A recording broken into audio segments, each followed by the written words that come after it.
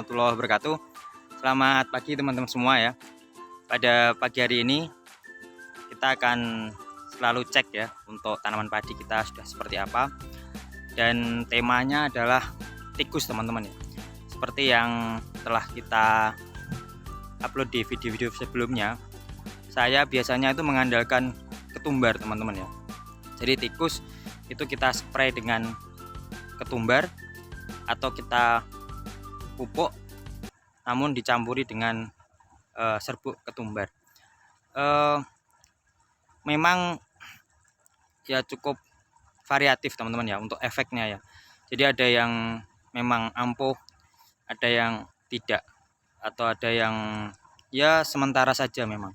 Jadi sifat ketumbar memang hanya untuk mengusir teman-teman, tidak bisa untuk membunuh atau mematikan tikus, tapi hanya mengusir. Cuma memang dampaknya juga tidak terlalu signifikan ya. Karena ada berbagai hal yang menyebabkan tikus itu suka dengan tanaman kita. Ya, teman-teman. Jadi seperti yang saya bilang ada banyak faktor ya.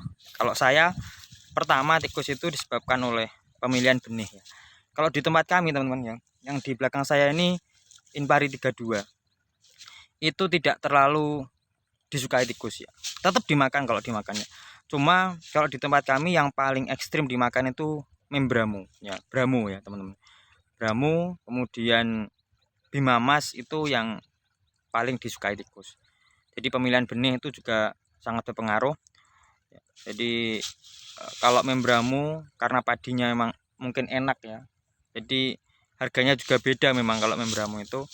Tapi daunnya mungkin lezat ya bagi tikus ya. Tapi kalau Inpari 32 itu kan daunnya kaku teman-teman ya, kaku ya, jadi mungkin tidak terlalu lah, tidak se ekstrim yang membramu. Yang kedua, cara tanam teman-teman. Kalau saya ya tanam itu mending teman-teman sebelah itu duluan, jadi lebih aman dan lebih ya. Biasanya kalau padi itu sudah tumbuh mungkin 20 hari, tidak sampai lah 12 hari 13 hari itu sudah mulai tumbuh anakan. Nah itu yang biasanya diserang duluan. Sekali tikus masuk ke situ itu sudah tidak akan pergi ya dia biasanya. Makanya kalau tanam biasanya agak dimundurkan daripada teman-teman yang lain. Dan pagi hari ini kita tunjukkan teman-teman ya, tunjukkan strategi lain untuk mengusir hama tikus ya, untuk mengusir ya. Tapi juga cukup memerlukan biaya yang lumayan. Saya tunjukkan. Ya ini teman-teman ya. Jadi sampai segininya teman-teman. Ini teman-teman saya ya. Jadi dia menggunakan jaring ya. Di sampai sana ya. Tanah ini ya. Ini kotak ini semua ditutupi oleh jaring ya.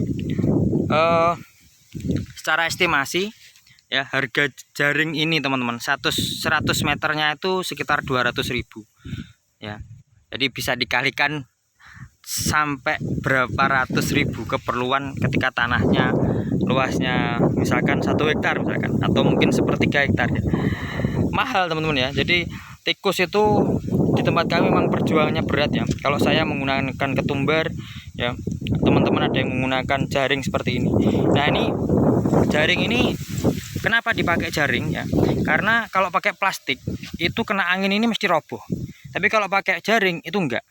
Memang harganya mahal, tapi kan awet untuk berkali-kali.